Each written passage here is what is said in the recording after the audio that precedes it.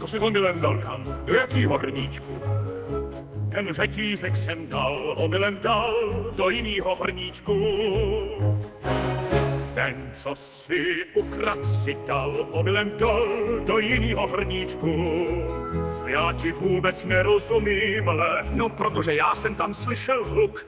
Někdo tam šel po schodech a slyšel jsem hluk a omylem jsem to dal do jinýho hrníčku.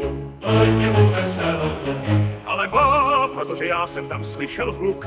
Někdo tam šel po schodech a slyšel jsem hluk a omylem jsem to dal do jinýho hrnku. To je pohádka, A je jak, ty vole.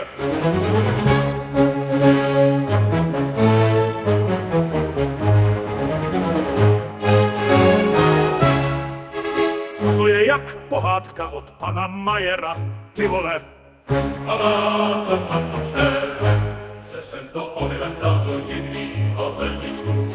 Oni mě volali, Balerva, to, tadlo, to, tak, šefy, dám do jakýho hrníčku. oni mě volali. Balerva, to, tadlo, to, tak, šefy, dám do jakýho hrníčku. Ten řetízek jsem dal, omylem dal do jinýho hrníčku. To jde volali, To je jak pohádka od pana Majera, ty vole. a má to pan šéfe, Že jsem to omylem dal do jinýho hrníčku.